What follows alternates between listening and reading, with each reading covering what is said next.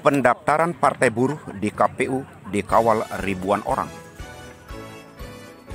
Pendaftaran Partai Buruh di Komisi Pemilihan Umum KPU Republik Indonesia diiringi ribuan pekerja yang datang lebih awal dari yang dijadwalkan.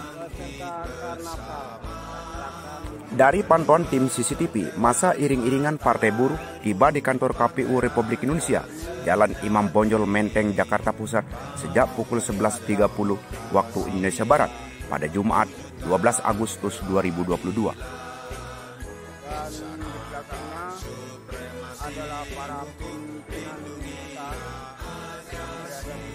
Dalam rombongan tersebut, tampak Presiden Partai Buruh Said Iqbal berjalan bersama pengurus di tingkat pusat dan juga rombongan pekerja yang berasal dari sejumlah daerah.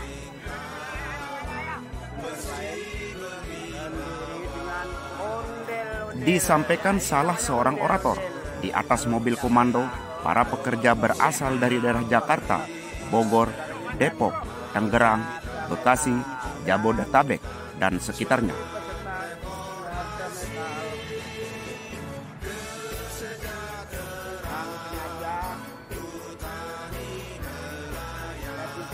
Masa iring-iringan Partai Buruh ini menggunakan pakaian khas dari seluruh Indonesia, serta rombongan mobil dan motor yang dihiasi dengan corak Partai Buruh.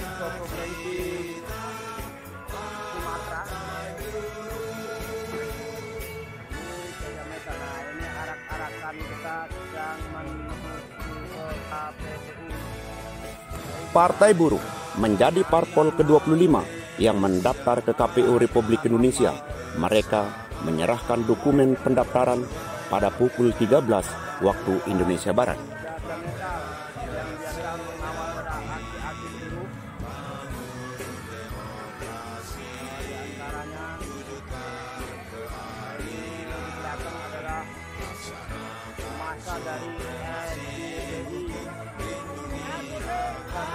Alhamdulillah, Komandan.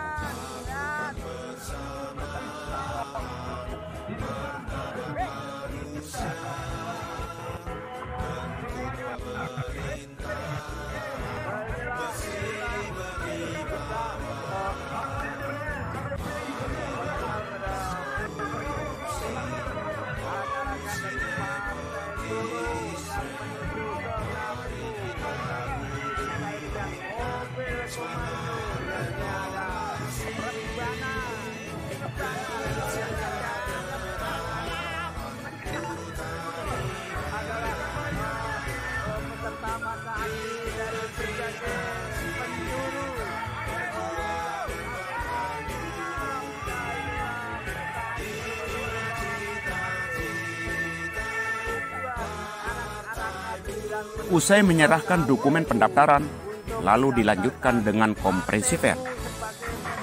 Dari Jakarta, tim CCTV mengabarkan.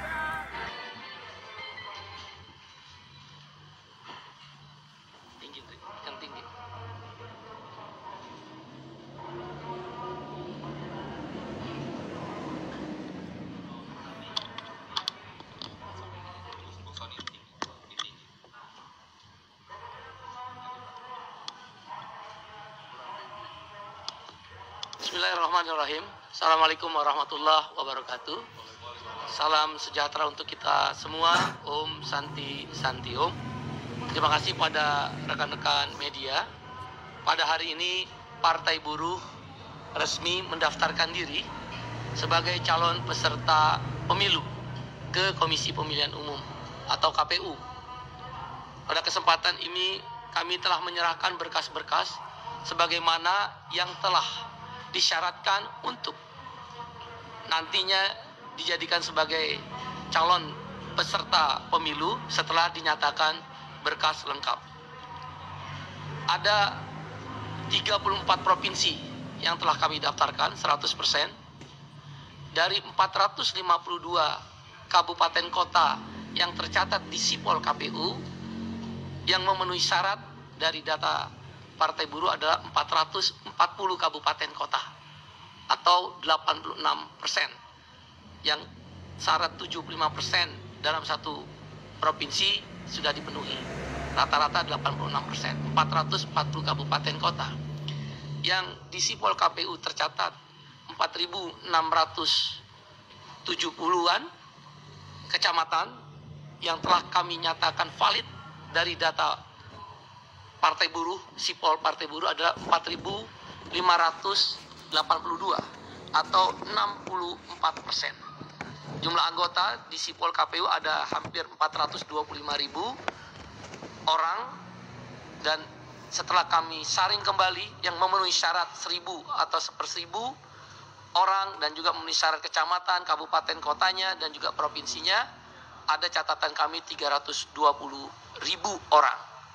Dengan demikian kami berkeyakinan Partai Buruh ketika diverifikasi oleh KPU akan lolos, dan pada hari ini kami berkeyakinan bahwa dokumen Partai Buruh telah lengkap.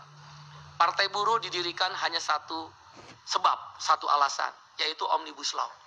Disahkannya Omnibus Law oleh 9 partai politik yang ada di parlemen bersama pemerintah telah mendorong 11 organisasi inisiator pelanjut Partai Buruh yang sebelumnya didirikan oleh almarhum Profesor Dr. Muchtar Pakpahan, yaitu 11 organisasi tersebut menghidupkan kembali karena alasan Omnibus Law. Omnibus Law adalah kekalahan politik kelas pekerja, the working class, terhadap kelas pemodal. Partai Buruh adalah partai kelas, identitasnya kelas. Partai Buruh 11 organisasi yang menginisiator hidup kembali adalah 1. Partai Buruh yang sebelumnya, 2. KSPI, 3. ORI KSPSI Andigani, 4. KPBI, 5. Konfederasi Serikat Buruh Sejahtera Indonesia KSBSI, 6. Serikat Petani Indonesia SPI, kemudian Forum Guru dan Tenaga Honorer FPTHSI, kemudian ada FSP CAP, kemudian ada FSP Parkes, kemudian ada Organisasi Perempuan Percaya, dan yang terakhir adalah FSPMI, Federasi Serikat Pekerja Metal Indonesia. Partai Buruh didedikasikan konstituennya adalah kelas bawah. Kami menyebutnya working class atau kelas pekerja. Buruh tani, buruh pabrik, buruh perempuan, buruh nelayan, buruh guru honorer, tenaga honorer, buruh migran, buruh pekerja rumah tangga, buruh ojol, buruh miskin kota, miskin desa, disabilitas, anak gelandangan, pengemis, anak jalanan, mama-mama yang berdagang di pasar tradisional, pedagang kaki lima, tukang ojek, supir bis, supir angkot, kemudian juga disabilitas, orang-orang yang terpinggirkan, perempuan yang termarginalkan, semua kelas pekerja adalah konstituen Partai Buruh. Kelas menengah atas sudah ada yang mengurus partai-partai yang telah ada. Biarlah kami berkhidmat kepada kelas bawah yang kami sebut working class. Partai Buruh bertujuan welfare state, negara sejahtera.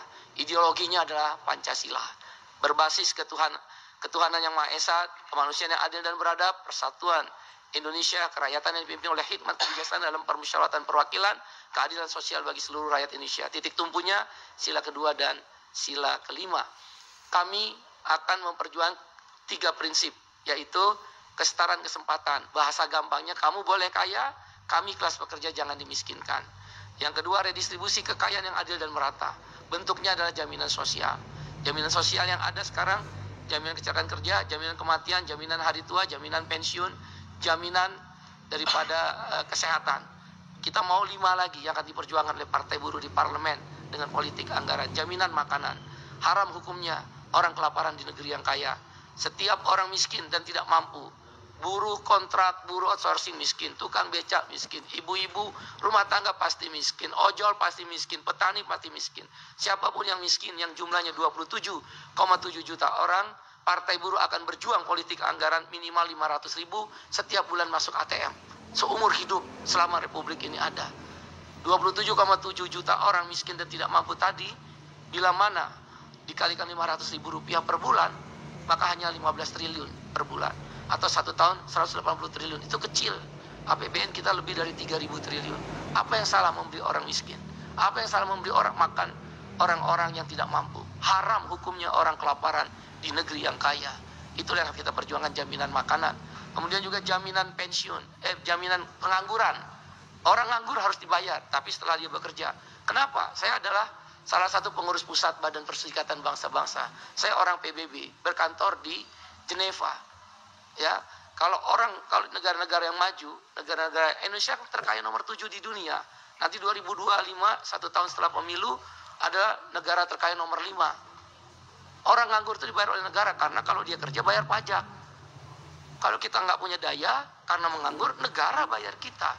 Itu namanya unemployment insurance. Partai Buruh akan memperjuangkan itu. Kemudian jaminan pendidikan, jaminan air bersih. Negara yang kaya nomor 7 di dunia, 1 liter air bersih lebih mahal dari 1 liter BBM. Itu sangat memalukan. Dan yang terakhir adalah jaminan perumahan. Partai Buruh akan berjuang. Kami mohon doa pada seluruh rakyat Indonesia, khususnya kelas pekerja, telah bangkit kembali kebangkitan kelas, yaitu kelas pekerja. Terima kasih. Assalamualaikum warahmatullahi wabarakatuh. Salam sejahtera untuk kita semua. Terima kasih.